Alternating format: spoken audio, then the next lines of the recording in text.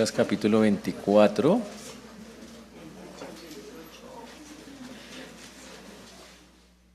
Estamos estudiando el libro de Lucas en forma sistemática. Eso significa que lo estamos estudiando versículo por versículo. Y hemos avanzado ya por muchos capítulos, ya estamos en el último capítulo de este libro, del libro de Lucas. Y lo que hemos dicho es que Lucas busca demostrar a través de todo lo que está escrito de que Jesús es el Mesías. Israel había esperado un Mesías por siglos, por muchísimos siglos, y Lucas trata de todas las formas de mostrar que ese Jesús que en el cual nosotros creemos es el mismo Mesías, más conocido como el Salvador. Para hacerlo, Lucas acude a todo lo que se había profetizado de ese Salvador. Se había profetizado que antes de venir tenía que venir alguien a anunciarlo. Y efectivamente, por eso el libro de Lucas comienza con el que lo anuncia. Ese que lo anuncia se llama Juan el Bautista. También la Biblia decía que tenía que nacer en Belén, nació en Belén. Aunque es Jesús de Nazaret, él nació en Belén. Así es como dicen las Escrituras, y así estaba profetizado. Que tenía que ser, como dice Isaías 53, un varón experimentado en quebrantos, que iba a sufrir mucho, y así tal cual la Biblia dice, así ocurrió con Jesús. Lucas entonces también narra que quien lo anunciaría, lo mostraría públicamente, y cuando Jesús tiene 30 años, ve a Jesús venir en el río Jordán. Juan el Bautista estaba bautizando personas y aparece Jesús a lo lejos y le dicen, miren quién viene allá. Viene el Cordero de Dios que quita el pecado del mundo. Ese es Jesús. Y fuera de eso una voz del cielo dice, y este es mi Hijo amado en quien tengo complacencia. Jesús inicia su ministerio, miles de personas lo siguen, pero miles, montones de personas siguen al Señor. Desgraciadamente lo siguen por motivos equivocados. Lo siguen porque Jesús da comida, da sanidad, porque los libera de sus demonios, pero no porque realmente lo amen y lo consideren su Salvador y su Señor. Eso es grave. Jesús se da cuenta y entonces dice, ¿hasta cuándo se ha de soportar generación de incrédulos? Muy duro se pone el Señor con eso. Y toma una decisión radical. Dice, ya no voy a enseñar más de manera libre, como lo venía haciendo, sino voy a enseñar por parábolas, para que solo los que tengan un corazón para mí las comprendan y puedan realmente ser mis seguidores. Y empieza a empezar, por eso todos los evangelios están llenos de parábolas, porque fue la forma que el Señor usó cuando vio que la gente lo buscaba simplemente por interés. Aún así miles de personas siguieron por interés al Señor, y aún así por misericordia el Señor hizo muchas cosas con esas personas. Sin embargo, la Biblia señala que ya después de los 3 años y medio, la oposición al ministerio de Jesús había llegado a un punto muy alto, tan alto que lo querían matar. Los líderes religiosos pensaban que Jesús les estaba quitando la gente y lo veían que perdían en el negocio de la religión para ellos. Entonces, en ese domingo de Ramos que estamos ya viendo la última semana, ya estamos terminando esa semana de pasión de Jesús, vimos que Jesús entró, tumbó las mesas de los cambistas que habían hecho la iglesia un negocio. Y dice que entró y los líderes religiosos se enojaron mucho más con él. Mandaron personas para que Jesús tropezara en lo que decían sus palabras, pero Jesús al contrario los avergonzó a ellos. Finalmente, el día miércoles hacia jueves, Jesús sale del templo y cuando mira todas las piedras del templo, que eran bastante grandes, dice, de este templo no quedará piedra sobre piedra, anunciando los eventos escatológicos o finales de lo que iba a ser literalmente el fin del mundo. También Jesús de ahí sale a celebrar la Pascua con sus discípulos y durante esa Pascua, ya en la noche, cuando está comiendo la Pascua, es cuando él lava los pies de los discípulos y cuando le dice a Judas, lo que has de hacer, hazlo pronto, sal, y lo hace salir. Pero se queda con sus discípulos y en medio de esa Pascua, en una parte de la Pascua, instituye lo que acabamos de ser, que se llama la Santa Cena. Ya siendo la medianoche, salen, como era costumbre, a orar a un huerto que se llama, como se llama esta iglesia, Getsemaní. Y se van al huerto de Getsemaní. Allí están más o menos una hora, hora y media. Jesús pide que lo acompañen en la oración, pero los muchachos no son capaces de acompañarlo en oración o se duermen, terrible. Jesús se siente, intenta, es muy difícil el momento, él sabe lo que viene. Y ya después de la 1 de la mañana aparece Judas, trayendo a la guardia del templo para que aprecie a Jesús. Jesús es llevado al patio de un sumo sacerdote y allí empiezan a interrogarlo tratando de que él caiga en palabras. No cae, entonces finalmente le inventan una blasfemia que ha blasfemado para poderlo culpar. Como no lo pueden matar ellos porque están bajo el imperio romano, lo llevan donde Poncio Pilatos. Poncio Pilatos dice, no hallo nada en este hombre, y se lo manda a Herodes. Herodes se burla porque dicen que Jesús no hace nada, no le dice ni una palabra a Herodes. Entonces él se carga mucho Herodes y manda a que azoten a Jesús fuertemente. Lo disfraza de rey, burlándose de él. Se lo devuelve a Poncio Pilatos, quien 2 veces más dice, este hombre es inocente. Pero la presión de la gente era tan grande que finalmente, aunque sabía que era inocente, lo entregó. Jesús finalmente, debilitado después de 20 horas, va derecho 20 horas sin descansar. Jesús está muy débil, no puede ni cargar la cruz, por eso Simón de Cirene se la ayuda a cargar. Llega y es crucificado. Desde las 9 de la mañana hasta las 3 de la tarde está ahí en esa cruz. Antes, en las primeras 3 horas, pronuncia palabras de perdón, perdónalos porque no saben lo que hacen. Pero al final, siendo las 3 de la tarde, dice consumado es. A las 12 del día la oscuridad había llenado totalmente la tierra durante 3 horas. Y al final de esas 3 horas dice consumado es, que significa hecho el pago. Señor, el pago por el pecado de la humanidad queda hecho. Y Él mismo, porque es Dios, Jesús es Dios, dice, en tus manos encomiendo mi espíritu. Él mismo la entrega. Muere José de Arimatea, sabiendo que el día judío va a comenzar el sábado, donde no se hace nada. Rápidamente recoge el cuerpo y junto con Nicodemo lo llevan a una tumba nueva. Colocan una piedra gigante para rodar. Los soldados romanos son puestos como guardia, igual que el sello, para que se suponga que nadie salga de esa tumba, para decir que no se roben el cuerpo. Sin embargo, a la mañana las mujeres van y lo que encuentran es que el cuerpo no está. Ellas se sorprenden y preguntan, y unos ángeles le dicen que no lo busquen, que no busquen entre los muertos al que está vivo, que Jesús está vivo. Ellas van y cuentan, se devuelven a decir que la tumba está vacía y se encuentran con Jesús. Algo espectacular, una escena muy bonita. Y aún así, y se encuentran con él y salen corriendo a contarle a los discípulos. Pero le contaron a los discípulos y los discípulos no les creyeron. Entonces Pedro y Juan salen corriendo para mirar la escena y encuentran que efectivamente la tumba está vacía. Pero aunque la ven así, todavía están como, ¿pero qué pasó? ¿Será que sí de verdad resucitó? Y quedaba la duda.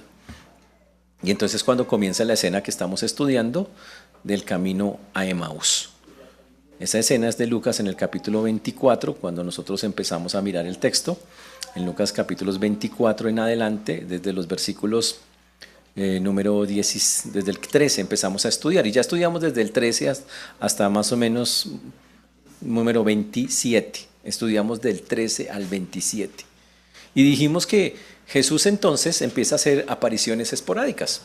Y esa aparición esporádica primera fue la primera fue con las mujeres, la segunda fue con Pedro, que no está narrada en Lucas, pero en otros evangelios sí. Y en esta aparición estaba andando al lado de 2 hombres que venían muy preocupados, 2 discípulos de Jesús que estaban decepcionados porque no sabían, no se explicaban qué había pasado. Y dice cómo Jesús estuvo caminando con ellos durante casi 12 kilómetros, que es de Jerusalén a Emaús. Van caminando y ellos no lograban entender quién era Él. Y quedamos que estaban ellos totalmente preocupados y Jesús hizo algo espectacular. Durante ese trayecto, que más o menos es 1 hora y media, les estuvo explicando las Escrituras, diciéndole por qué se asombran. Si mire las Escrituras, dice que cogió las Escrituras, lo que había profetizado desde Moisés en adelante, lo que los profetas habían dicho, y dígale, se cumplió. ¿Por qué están así? Aún así ellos no logran ver que es Jesús. Y por eso vamos a retomar el texto en Lucas capítulo 24, el versículo número 28. 28. Hay hermanos que no han venido y bueno, obviamente no hay problema. Lucas 24, versículo 28. Vamos a orar por un momento, que el Señor nos ayude. Amén. Padre precioso, te damos gracias por este tiempo, por todo lo que tú haces, Señor. Te agradecemos porque hasta aquí nos has traído y has sido bueno con nosotros. Rogamos, Padre, que tú seas hablando, Señor, a través de tu palabra, a cada corazón, a cada vida. Dispón nuestro corazón para que así sea, Señor. Ayúdanos a que quites todo aquello que esté impidiendo que podamos recibir, Señor, hablar y recibir la palabra conforme tú la escribiste. Ayúdanos a que sea de edificación, a ponerla en práctica. Pues pedimos, Señor, misericordia para todos los que nos escuchan y para tu siervo quien habla en Cristo Jesús. Amén y amén. Y el texto comienza diciendo que obviamente la conversación, ya está casi anocheciendo, llevan caminando más o menos 1 hora y media, están caminando de Jerusalén hacia Emaús, que es una aldea que está ahí cerquita, y en ese caminar que están llevando, Jesús les ha explicado las escrituras, ellos están muy inquietos por las explicaciones que Jesús ha hecho, pero ya casi es de noche. Y entonces Jesús hace como que ya se va a ir. Versículo número 28, Lucas 24, 28. Y el texto dice, entonces, en Lucas 24, 28, llegaron a la aldea donde iban y él hizo como que iba más lejos. Jesús entonces se para un momentico, no dice nada, él no dijo me voy, ni nada de esas cosas. Simplemente terminó la charla y él dijo, bueno, y empezó a hacer como que iba a ir hacia otro lado. Y uno dice, wow, y así nomás. Estamos hablando que está ya oscureciendo en ese momento, en ese lugar. Ya el día está terminando, estamos en un punto donde el día está acabando ya en ese sitio. Y entonces Jesús hace de esa manera. Uno dice, ¿y por qué Jesús hizo eso? O sea, Jesús los engañó, le dijo, me voy a ir para que a ver hicieran algo. No. Dentro de la cultura judía hay algo que es muy normal y es que regatean mucho. ¿Ustedes no han visto a los judíos regateando? Bueno, eso es normal. Ellos regatean. Y hasta para cualquier cosa. O sea, usted le dice tal cosa, el otro dice, uy, no, pero está diciendo sí. Algo así, para que me entiendan. Y entonces empiezan, y obviamente Jesús hizo lo normal. Trató de seguir avanzando. Y cuando va a tratar de seguir avanzando, los mismos discípulos lo detienen. Los mismos discípulos durante un instante lo detienen. Pero lo que estamos viendo allá y la gente se pregunta, ¿por qué Jesús haría eso? Y la respuesta es también bastante interesante. Realmente muchos ven esta escena como una prueba que el Señor está haciendo a ellos. Una cosa tan simple como hacer que iba más lejos, no es que el Señor esté engañando, sino está probando la sinceridad del corazón humano. Él va a continuar su viaje, Él va a seguir de largo, pero la pregunta es, ¿usted va a dejar ir a Jesús? Esa es la pregunta. ¿Vas a dejar ir al Señor? Ellos, como lo atestiguan unos versículos más adelante, entendieron que esa charla que habían tenido no era con cualquier persona. Una persona que te puede explicar las escrituras desde Moisés, por todos los profetas, en detalle y diciendo, esto cumplió, esto se cumplió, es una persona muy especial.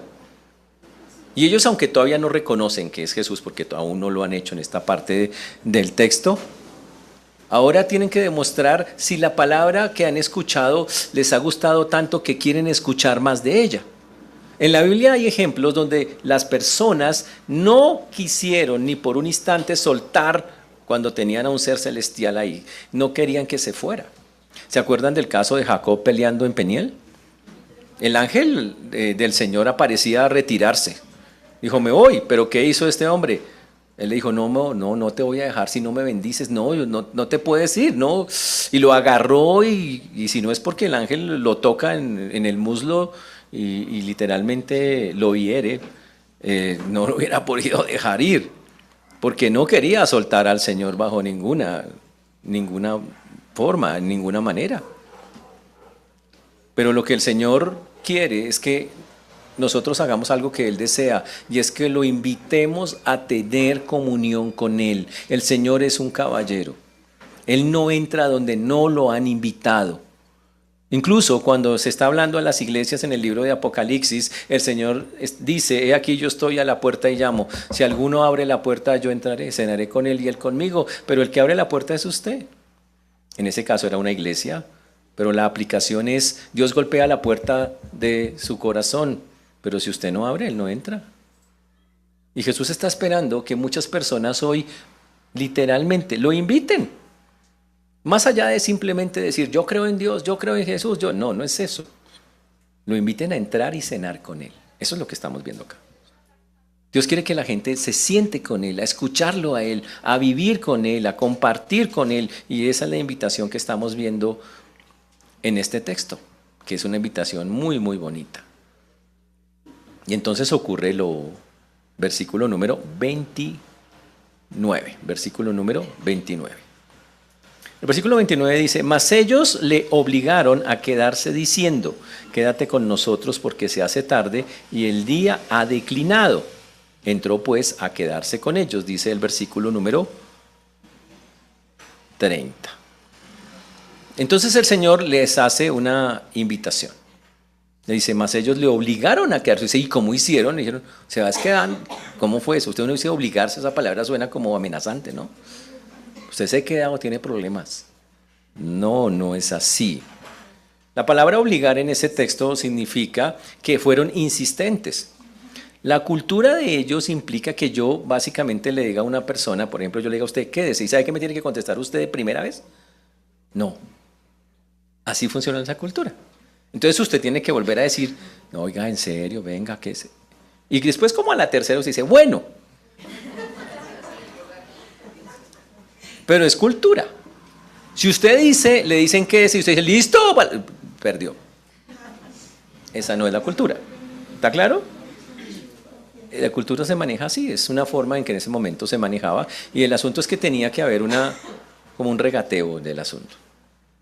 Y siguiendo la cultura, estamos hablando de judíos que estaban allí, literalmente hacen eso. Entonces invitan a Jesús a quedarse con ellos.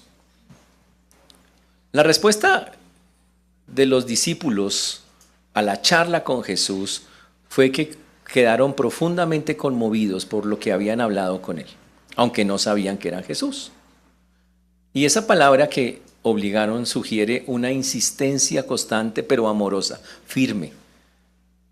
Fueron, venga, quédese, en verdad. Ahora, ¿por qué debía quedarse? Uno, porque ya se estaba haciendo de noche.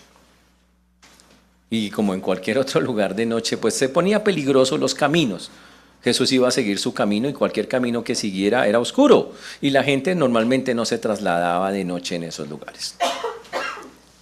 Por eso dice el texto que la invitación, esta invitación que estaba ahí, otros hombres en la Biblia han intentado hacer invitaciones similares también a seres celestiales, para que lo entendamos. Abraham salió a recibir a los 3 varones en las encinas de Manré en Génesis capítulo 18. También les dijo a esos ángeles que cuando iban a Sodoma en Génesis 19, que se quedaran. Ellos iban hacia su hijo, venga, quédense. Uy, chévere. Y los discípulos acá de Emaús están a punto de descubrir algo que Hebreos 13:2 dice. Que algunos han hospedado ángeles sin saberlo, dice Hebreos 13:2, no os olvidéis de la hospitalidad, porque por ella algunos sin saberlo hospedaron ángeles. ¿Se imagina eso? Y vamos a hablar de eso obviamente en un momento. Señores, la hospitalidad cristiana no es una cortesía cultural, es una expresión de amor. Y así es como se mira, como algo de verdad muy amoroso. Y es un vehículo mediante el cual lo ordinario se transforma en algo extraordinario. Lo humano en este caso, se transforma en algo divino. Y la razón, se hace tarde, el día ha declinado, entonces ellos le tratan de decir que ya es tarde y que es peligroso salir. Y la respuesta de Cristo, ¿cuál fue? Dice el texto, entró a quedarse con ellos. Uy. Si una persona genuinamente está buscando al Señor, el Señor jamás se va a rehusar a estar con esa persona. Si genuinamente lo está buscando. Pero desgraciadamente hay muchos que creen que no necesitan a Dios ni siquiera por un minuto. Y la evidencia de eso es que tenemos una cantidad de gente que ni siquiera ora ni habla con Dios. Tristemente, esa es la evidencia más grande. Hay personas que ni siquiera elevan una oración al Señor cada día. Hay personas que ni siquiera lo piensan ni lo tienen en cuenta. Grave. No quieren tener ninguna comunión con Él. Ninguna. En Proverbios 8:17 dice, yo amo a los que me aman y me hallan los que temprano me buscan. Dios ama la comunión. Dios desea la comunión. Dios desea que estemos ahí buscándolo constantemente. Y ellos empezaron a sentir ese deseo y esa necesidad de estar con Él. Y Jesús dijo, quiero estar con ellos. Y se quedó. Espectacular, eso es muy bonito y el Señor se quedó. Y claro, ya era de noche, había que comer y se empezaron a cenar, versículo número 30. Y aconteció que estando sentado, dice el texto, ahí en el libro de Lucas, y aconteció que estando sentado con ellos a la mesa, tomó el pan y lo bendijo y lo partió y les dio. ¡Wow! Uy. El momento de la cena fue un momento en que ocurrió algo extraordinario. Lo que empezó como una invitación muy cortés a un forastero se transformó en algo que se conoce en teología como una epifanía. ¿Ustedes saben qué es una epifanía? Estefanía no, epifanía, epifanía. Una aparición de algo celestial. Y se dio en ese instante cuando estaba ahí.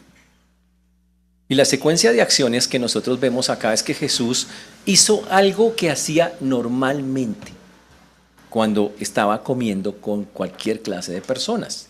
Dice, tomó el pan, lo bendijo, lo partió y lo dio. Las 4 cosas siempre las hacía el Señor. Otros textos como Lucas 9:16, cuando estaba el Señor alimentando a los 5,000, nos muestra la misma escena. Vamos allá a Lucas capítulo 9, versículo 16. Y tomando los 5 panes y los 2 pescados, levantando los ojos al cielo, los bendijo y dio a sus discípulos para que los pusiesen delante de la gente. ¡Wow! Levantó los ojos, los bendijo, los partió y los dio. Lo mismo que está haciendo acá. La misma cosa. Cuando estuvo en la cena del Señor, que ustedes la acaban de ver ahorita, hizo exactamente lo mismo. Eso es Lucas 22:19. Hizo lo mismo. Lo acaba de hacer en la cena. En Lucas 22:19 dice, y tomó el pan y dio gracias y lo partió y les dio. Lo mismo que estamos viendo acá. Ahora imagínense, están esos 2 discípulos que no logran ver quién es Jesús todavía. Y Jesús entonces ahora está comiendo con ellos, pero cuando Jesús se pone a partir el pan y a repartir el pan, Jesús está haciendo los mismos símbolos, las mismas cosas que normalmente hacía. Uy, eso es... ¡Wow! Y el Señor no lo hace porque sí, no es accidental.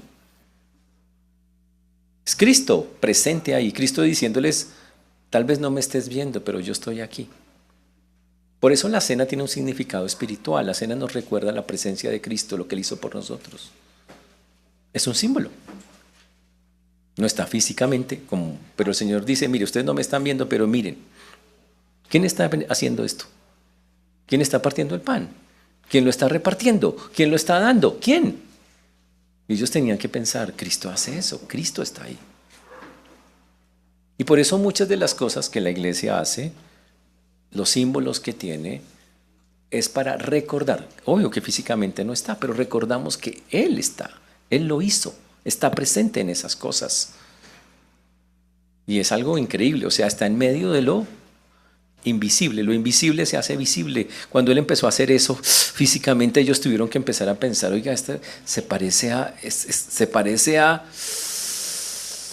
wow. Entonces Cristo reveló su verdadera identidad no a través de declaraciones directas. Cristo podría haber dicho, soy Cristo, o sea, míreme. No lo hizo así, no fue la manera de hacerlo. Nada. Simplemente empezó a hacer una acción repetitiva que Él hacía siempre. Algo que era propio de Él, algo que era un símbolo de Él, una muestra normal de cómo Él hacía. Hizo la bendición decía, bendito eres tú, Señor nuestro Dios, Rey del universo, que haces brotar pan de la tierra. La bendición judía sobre el pan no era simplemente una cosa por gratitud, era un reconocimiento de que Dios es la fuente de provisión y una consagración del acto de comer como adoración, era una forma de ver eso. Entonces, cuando Jesús está terminando de partir el pan y lo reparte, ocurre algo, lo increíble, lo que realmente nos llama muchísimo la atención, que está aquí en el texto, 24:31. Y entonces el texto nos dice que entonces le fueron abiertos los ojos. Le fueron abiertos los ojos y le reconocieron, mas él se desapareció de su vista. Ush, una cosa increíble lo que pasó en ese momento. Y entonces uno dice, ¿es que estaban vendados o qué pasó con los ojos? ¿Cómo así que tenían los ojos vendados. ¿Por qué dice que se le abrieron los ojos? ¿No los tenían abiertos? Físicamente sí, pero espiritualmente no. Ese será el problema. Ese era el asunto. Dios dice acá que le fueron abiertos. Ellos no lo hicieron por sí mismos. Dios permitió que por un instante ellos vieran lo espiritual. Lo espiritual es que vieran al que tenían enfrente, que lo reconocieran. No es la primera vez que a alguien en la Biblia le abren los ojos. En la Biblia hay una escena famosa en Segunda de Reyes 6:17, si ustedes se acuerdan, cuando el siervo Eliseo estaba asustado porque el ejército de los sirios iba a atacar a la nación. Entonces el profeta Eliseo oró a Dios. ¿Y qué oró? Le dijo, te ruego, oh Jehová, que abras los ojos, obviamente al siervo para que vea. Y entonces dice que Jehová abrió los ojos del joven y miró, y aquí que el monte estaba lleno de gente a caballo y de carros de fuego alrededor de Eliseo. Eso es Segunda de Reyes 6:17. ¿Y pero quién lo hizo? Dios. No todo el tiempo tenemos eso nosotros, no podemos verlo en esa manera. La apertura de los ojos revela realidades espirituales.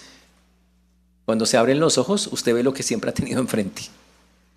Cristo siempre ha estado ahí. Ese es el punto, siempre ha estado ahí. Es algo muy bonito. La Biblia dice que, por ejemplo, Pedro, cuando entendió que Jesús era el Mesías, ¿qué le dijo Jesús? Le dijo, Simón, hijo de Jonás, bienaventurado eres, porque no te lo reveló carne ni sangre, sino mi Padre que está en los cielos. Mateo 16:17. Chévere cuando los ojos de uno son abiertos a lo espiritual. Cuando usted puede ver lo que Dios realmente está haciendo ahí con usted. Cuando usted puede ver su presencia. Pero a veces nosotros estamos tan enfrascados en nuestros problemas, en nuestras cosas, en las que no tiene que ser. Olvidamos que Dios está ahí y no lo podemos ver. Aunque estamos con Él, tristemente. Los discípulos estos habían visto a Cristo durante todo el camino. Pero solo hasta este momento van a entender la diferencia entre ver y reconocer. Todo el tiempo lo vieron, pero nunca lo reconocieron. Sí, oiga, hay algo ahí, pero no sé qué es.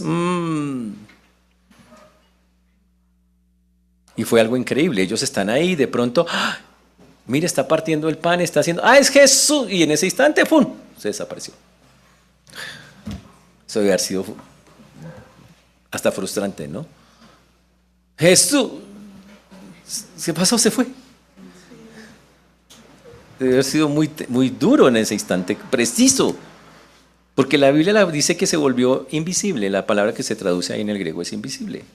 Se desapareció sobrenaturalmente. No fue que dijo, nos vemos, abrió la puerta, chao, nos vemos muchachos. No fue así. Obvio, Cristo en ese instante tiene un cuerpo glorificado. Los cuerpos glorificados, como se miran en la Biblia, no siguen leyes naturales. Por lo tanto, Jesús simple y llanamente, usando su cuerpo resucitado y glorificado, se desapareció. Pero ojo, se esperó hasta que lo reconocieran. Eso era muy importante. Esperó hasta que la gente dijera, ese ahí, hasta ese momento. Ese cuerpo resucitado es algo increíble porque es el cuerpo de la resurrección, un cuerpo que el Señor promete a todos los que creen en Él.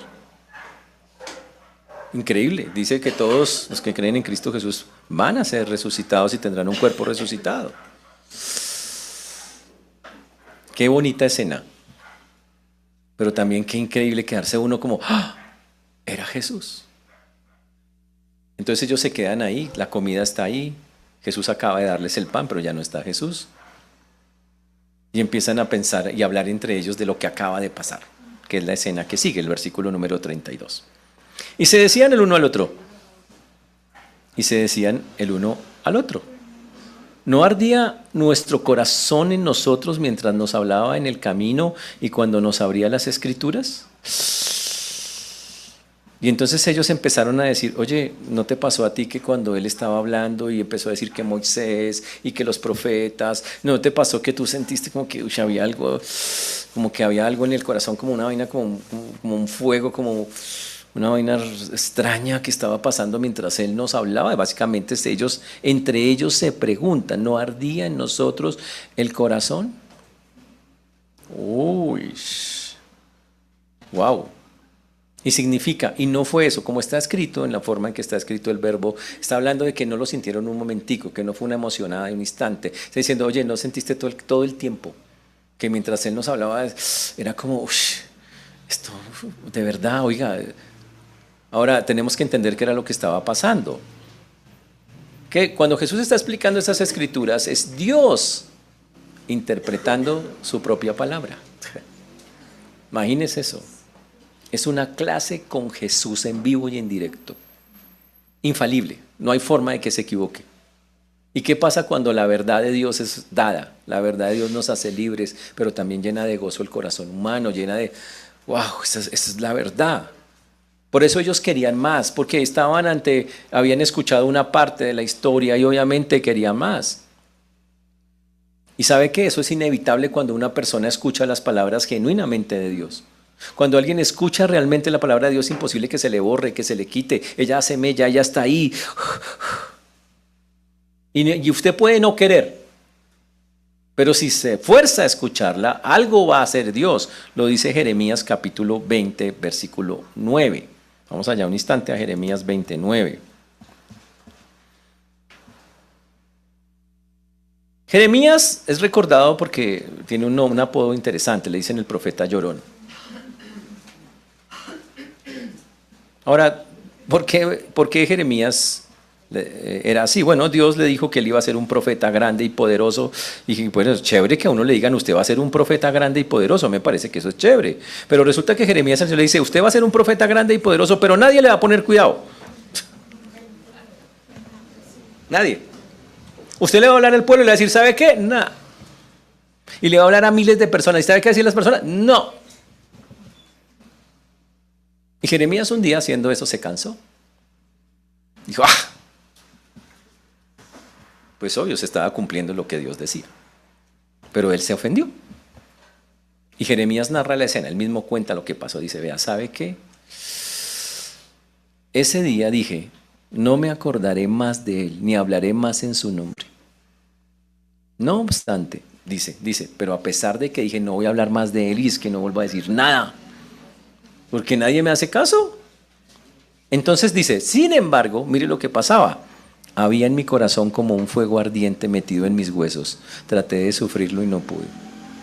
Dice, pero yo decía no y no, y por dentro me quemaba. No, vea. La palabra. Solo la palabra dándole vueltas en el corazón a este hombre. Tremendo. Ahora, ¿por qué pasaba eso? Porque Jeremías mismo define cómo es la palabra. La palabra de Dios es algo tan fuerte, tan duro, hermanos. La palabra de Dios destruye cualquier cosa. Penetra hasta partir el alma y el espíritu, las coyunturas y los tuétanos, dice el libro de Hebreos. Es una cosa tan poderosa que es imposible estar frente a ella. Es algo que no se puede vivir, no se puede dar, es absolutamente fuerte y nadie, y ese es el punto, nadie la puede resistir. Jeremías no pudo resistirla, no pudo, no, por más que quiso. Jeremías trató y rogó y dijo no quiero, pero finalmente tuvo que ceder ante ella. Porque cuando estamos frente a la palabra de Dios, señores, solo hay una actitud válida, y esa actitud es agachar la cabeza y decirle sí, Señor, lo que tú quieras, como tú quieras, donde tú quieras. Es aceptarla. Eso lo debería ser nuestra actitud cuando la palabra de Dios llega a nuestras vidas, cuando penetra nuestra alma. Eso es lo que el Señor quiere que nosotros hagamos, pero tristemente algunos ni siquiera quieren escuchar la palabra. Jeremías 23:29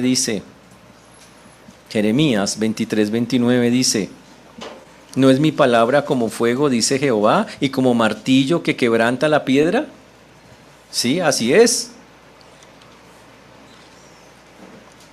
Por eso, no importa ¿Cuántas cosas tenga una persona en la cabeza creyendo que es muy fuerte o que es una persona redura? Es que yo no necesito de Dios. ¿Sabe qué? La palabra de Dios es un martillo que quebranta hasta la piedra más difícil, más compleja, más dura. Wow.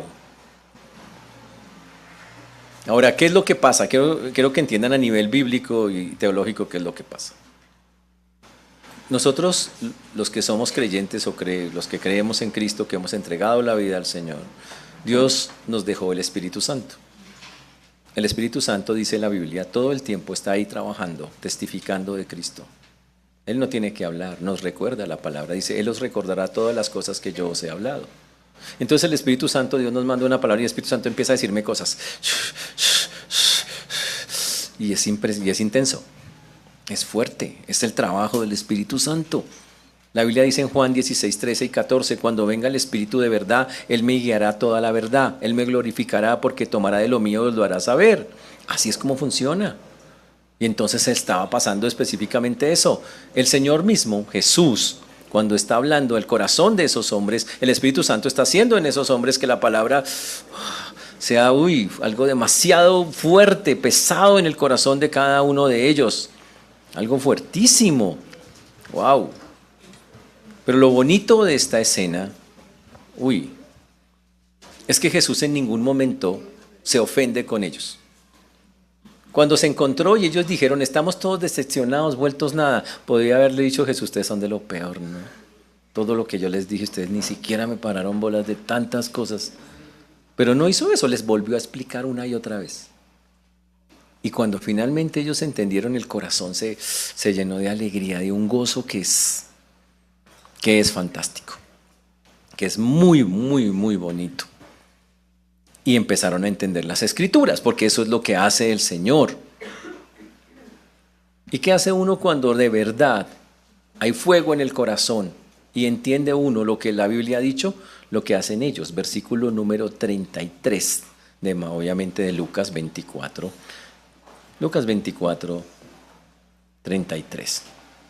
Dice el texto, y levantándose en la misma hora, o sea, en el mismo instante, volvieron a Jerusalén y hallaron a los 11 reunidos y a los que estaban con ellos. Ese es el versículo número 33. ¡Wow! Ahora, ¿qué se encontraron? Voy a poner todo el texto para que ustedes lo miren, qué fue lo que ocurrió literalmente allí. Todo el texto completico dice que los discípulos, estamos hablando que ya es de noche, uno no anda en esos caminos de noche. En ese tiempo no había que autopista, toda iluminada, nada, oscuridad total. Son 12 kilómetros a Jerusalén en oscuridad. Pero ellos dijeron, esto es tan importante que hay que volver a Jerusalén a contarle a los discípulos que Cristo resucitó y que nosotros lo hemos visto. Es más, nos hemos sentado a comer con Él. Esa debe ser nuestra respuesta. No importa la incomodidad, los peligros, la prioridad es que los demás sepan. Y dice, y eso no es la primera vez que alguien hace eso. ¿Qué pasó cuando los ángeles le dijeron a los pastores que había nacido el Salvador del mundo?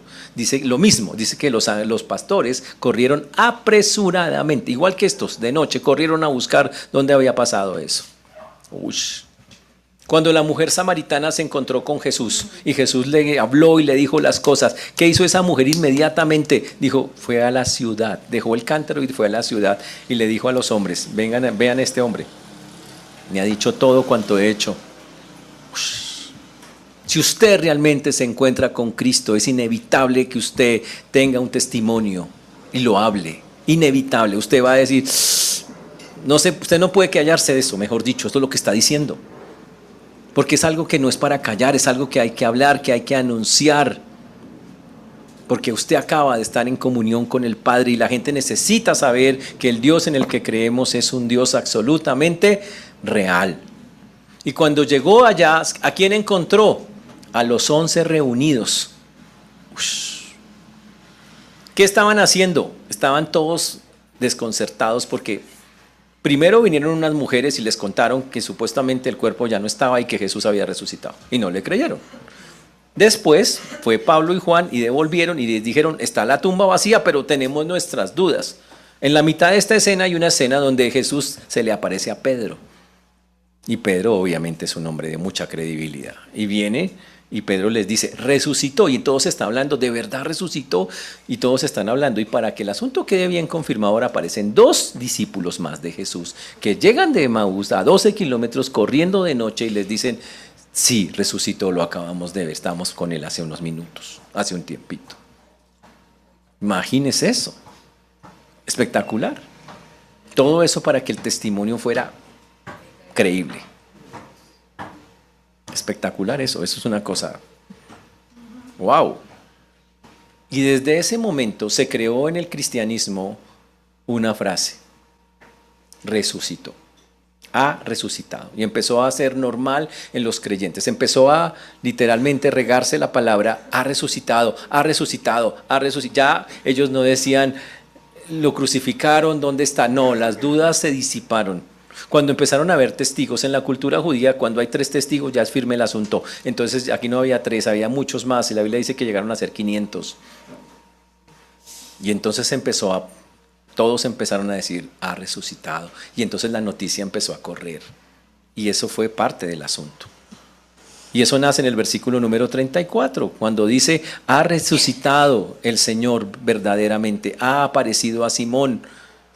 Los de Emaús llegan donde están los 11, y los que son 11 les dicen, se le apareció a Simón, y ellos dicen, también se le apareció a nosotros. Ha resucitado, está vivo.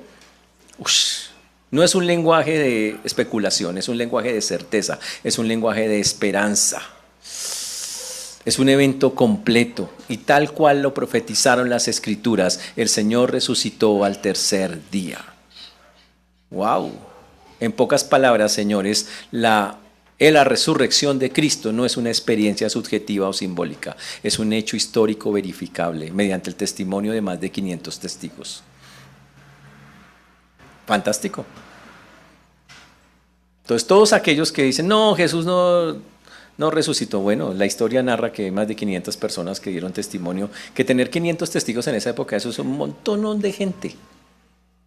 Si hubiera habido Facebook en esa época, ¡chin! De una, en mi estado, con Jesús, una selfie, no, fantástico, hubiera sido impresionante. Pero 500 testigos hacen mucho más que eso, en una época de esas. Muchísimos, porque la palabra en ese tiempo era una cosa... con 3 era suficiente, pero hubo 500, dice la palabra del Señor. Y entonces ellos contaron las cosas que les habían acontecido, dice el versículo 35, en el camino, y cómo habían reconocido al partir el pan. Dice, y entonces ellos dieron su historia, su testimonio. Ellos no se quedaron callados, dijeron, Pedro se les apareció, a Pedro se apareció, y a nosotros también íbamos le contaron toda la historia. El testimonio cristiano, hermanos, no es estar diciendo generalidades emocionales. Es una narración cuidadosa de hechos específicos que Dios hace en nuestras vidas. Y eso es algo fantástico, y vamos a hablar de eso, cómo lo aplicamos a nuestras vidas. Dice que ellos les contaron todo, dice, les contaron las cosas que les habían acontecido en el camino. Significa, mire, les contaron en detalle, nosotros íbamos caminando y sentíamos toda la historia otra vez, se la contaron a todos ellos. Y sabe que la comunidad se llenó de alegría, de gozo. Cuando se cuenta lo que hace Dios, solo hay gozo, alegría. Eso fortalece el corazón de muchos. Y es algo que la Biblia pide que hay que hacer, en todas las formas posibles. Muy bonito, muy especial. Pero ¿cómo aplica usted eso a su vida? La primera cosa que debería quedar clara para nosotros es que Cristo camina junto a nosotros en todos los momentos de crisis. ¿Ha tenido crisis últimamente? Financieras, emocionales, personales. Cristo no nos ha abandonado ni un solo segundo. Dios siempre está en el camino con nosotros, aunque usted no lo vea. Aunque usted diga, pero no, ahí está. ¿A qué distancia está el Señor de nosotros? Usted puede decir, Señor, y ahí está. Ni siquiera una oración tengo que decir completa. Ya puedo decir, y ya está ahí. Pero la pregunta es, ¿usted lo cree? Te lo voy a decir más cruel. ¿Tiene usted sensibilidad espiritual? ¿Usted puede discernir a Cristo en las circunstancias de la vida que está viviendo actualmente? ¿Lo vio en el último problema que tuvo? ¿O se echó a la pena? ¿Se desesperó? Ay, no, me dejaron solo, Señor, porque ya, madure. Ya, o sea, no le crea al Señor. Ahí dice que Él está con nosotros todo el tiempo. Entonces, ¿dónde está? ¿Por qué duda tanto? ¿Cuál es el asunto con eso? No tiene que dudar. ¿Cuándo fue la última vez que usted reconoció la presencia de Cristo en medio de una crisis personal? ¿Cuándo? Si usted me dice, no, yo me he sentido solo las últimas veces, entonces a usted anda re grave. Usted no ha entendido quién es Jesús. Él prometió estar con nosotros todos los días hasta el fin del mundo. Así de sencillo, y lo va a cumplir. Él camina con nosotros, ¿sabes? Como caminó con ellos. Y hace lo mismo que hizo con ellos. Yo me desconcierto, yo me desubico y Jesús me va hablando al oído con el Espíritu Santo. Me dice, no, pero mira, esto es así, hermano, mira, esto es así. Y va hablando a mi corazón, hasta que al fin, a ver si al fin reacciono y entiendo que sí está conmigo. Ese es Jesús. La segunda cosa que tiene que ver con la hospitalidad. Señores, es absolutamente necesario crear espacios de bienvenida en nuestros hogares y en nuestras vidas a otras personas. Hay que abrir las puertas. Yo sé que usted tiene 3 candados, 2 seguros y una alarma, yo sé. Yo entiendo. Pero la Biblia dice que hay que abrir la puerta. La práctica de la hospitalidad intencional es muy importante. Desarrolle el hábito de invitar personas antes de ser invitado. Hay que desarrollar ese hábito. Abra la puerta de su casa a sus amigos, a la gente y sobre todo a los que no conocen, a sus vecinos, a los que están ahí. Abra la puerta, invítelos. Y ese es un llamado impresionante hacia eso. Desarrolle ese hábito. Desarrollemos ese hábito. ¿Cuándo fue la última vez que usted practicó la hospitalidad genuina con alguien fuera de su círculo habitual?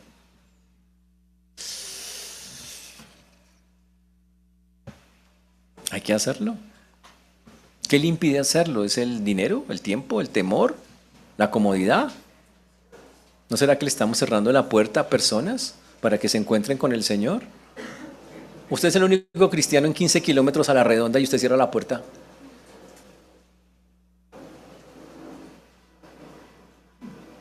¿A qué jugamos con eso?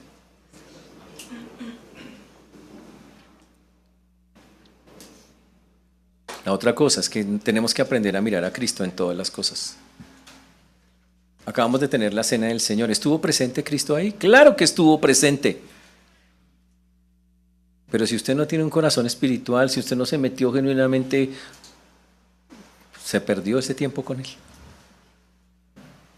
No lo pudo vivir, no lo pudo disfrutar. Fue un rito, una cosa mecánica. Y lo perdimos. Hay que aproximarnos al Señor en todas las cosas, aprender a mirarlo en cada cosa, a buscar esa comunión con Dios, a verlo en medio de todo lo que experimentamos. El Señor es real, es genuino, hace cosas y está presente en cada una de las cosas que hacemos.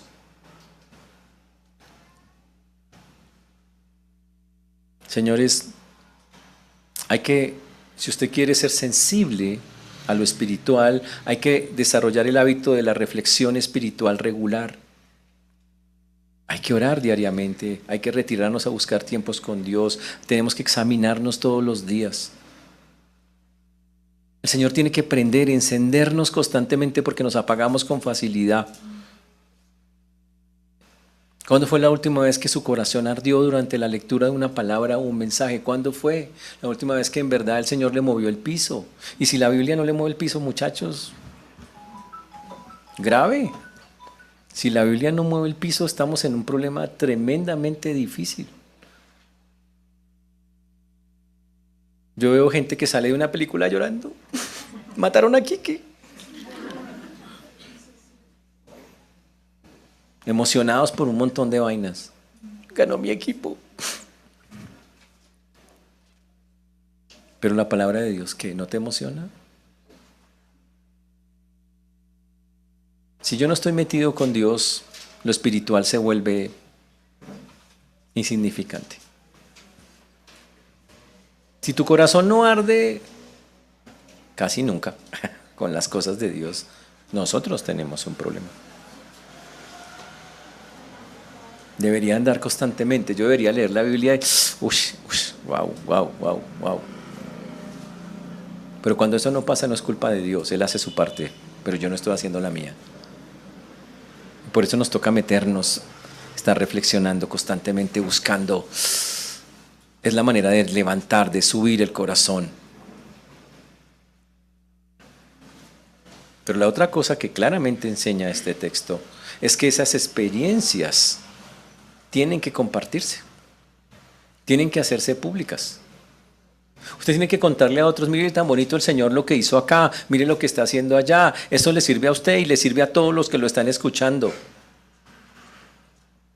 Tenemos que contarle a la gente, es absolutamente importante. ¿Cuándo fue la última vez que usted compartió espontáneamente con alguien lo que Dios estaba haciendo en su vida? ¿Cuándo fue que usted con alguien así espontáneo habla en una charla? No, mira que Dios hizo esto, mira que Dios hizo lo otro. ¿Cuándo? ¿Qué te impide? ¿O Cristo no es tan real en tu vida para eso? Yo creo que sí. Yo creo que Cristo ha transformado la vida de cada persona que ha tocado y que usted tiene mucho que contar. Y aquí sí voy a apelar a un refrán de acá. No se quede callado, denuncie, hable. Tiene que hablar. No se quede callado, no se quede callado para otras cosas.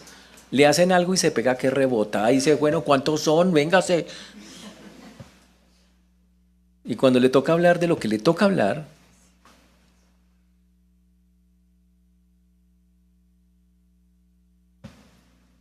eso está mal.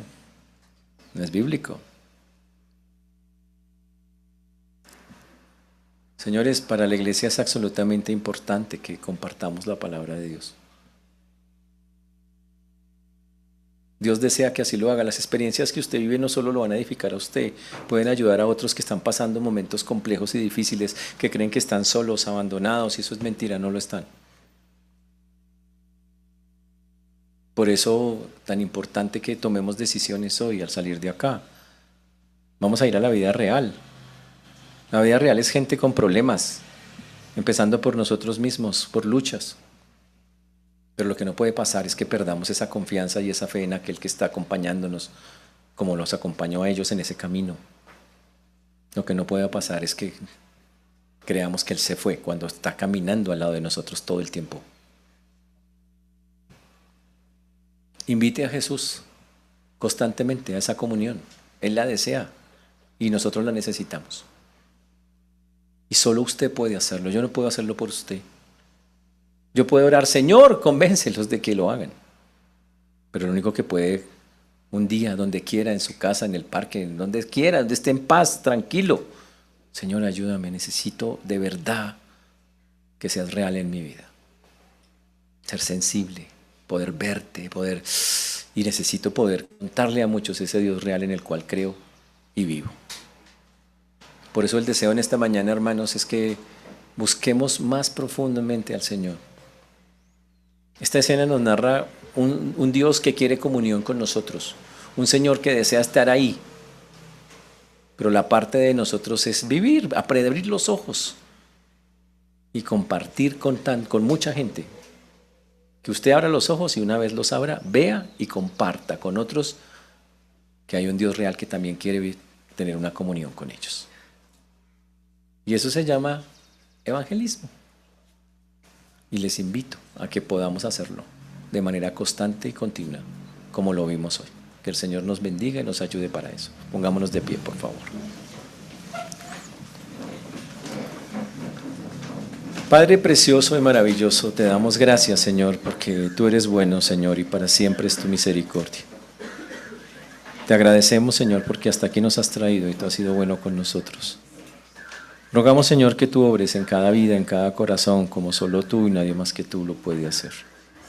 Por eso damos a ti el honor, la gloria, la honra, la alabanza, Padre, como solo para el Dios que solo todo lo merece. Gracias porque no estamos solos. Gracias porque tú estás aquí y es algo espectacular. Porque estás en cada cosa, Señor, que vivimos. Ayúdanos a verte de verdad, a poder contemplarte en medio de cada cosa. Por eso hoy te damos gracias por acompañarnos en este camino. Perdónanos porque a veces te ignoramos y olvidamos que estás ahí, Señor. Pero ayúdanos, Señor, como lo vimos, a que seas tan claro que sea inevitable contarle a otros del Dios que vino a salvarnos. El honor y la gloria sean dadas a ti en Cristo Jesús. Amén.